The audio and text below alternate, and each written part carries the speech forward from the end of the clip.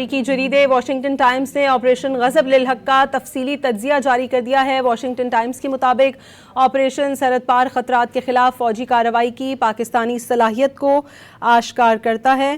اسی پر مزید بات کریں گے ماریہ سلطان صاحبہ سے۔ ماریہ صاحبہ، اپڈیٹ کیجیے گا، امریکی جریدے واشنگٹن ٹائمز نے آپریشن غضب للحق کا تفصیلی تجزیہ پیش کر دیا ہے، کیا کہیں گی؟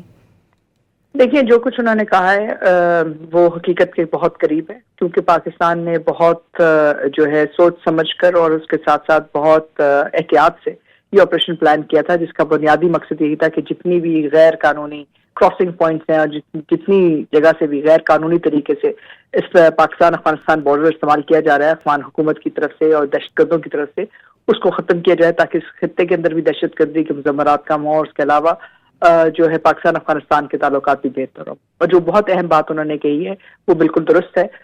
پاکستان افغانستان میں کوئی رجیم چینج نہیں چاہتا، پاکستان صرف یہی چاہتا ہے کہ افغانستان کی سرزمین دہشت گردی کے لیے استعمال نہ ہو اور نہ ہی افغان حکومت اس کی پشپنائی کرے۔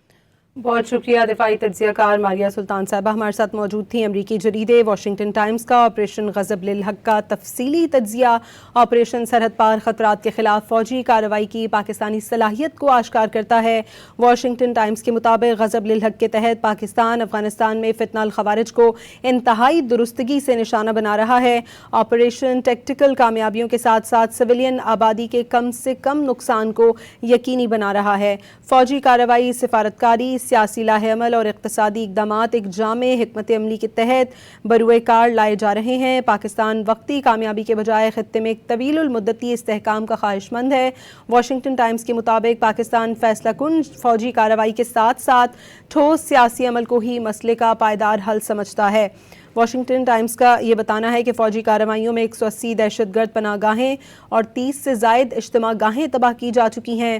غضب للحق نے سویلین آبادی کے تحفظ کو یقینی بناتے ہوئے دہشت گردی کے نیٹ ورکس کو مؤثر ضرب پہنچائی ہے۔ فیلڈ مارشل عاصم منیر کی زیر کمان افواج اپنی پیشہ ورانہ صلاحیتوں سے سفارتکاری اور گورننس کے لیے سازگار ماحول فراہم کر رہی ہے۔ واشنگٹن ٹائمز نے بتایا کہ پاکستان مؤثر بارڈر کنٹرول اور علاقائی شراکت داروں کے تعاون سے غیر قانونی بارڈر کراسنگ پر قابو پا رہا ہے۔ پاکستان کے مطابق افغانستان کے مستقبل کا فیصلہ افغان عوام کے ہاتھ میں ہے۔ پاکستان کسی رجیم چینج کا ارادہ نہیں رکھتا۔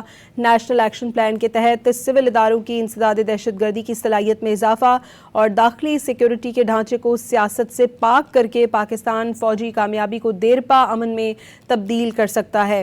پاکستان کا فوجی کارروائی، سفارتکاری اور سماجی عمل کو ایک مربوط اور متوازن پالیسی میں یکجا کرنا دنیا میں اپنائے جانے والی جابرانہ حکمت عملی کا مناسب متبادل ہے۔ غضب للحق کے تحت پاکستان افغانستان میں فتنہ الخوارج اور ان کے سہولت کاروں کو انتہائی درستگی سے نشانہ بنا رہا ہے۔ آپریشن ٹیکٹیکل کامیابیوں کے ساتھ ساتھ سویلین آبادی کے کم سے کم نقصان کو یقینی بنا رہا ہے۔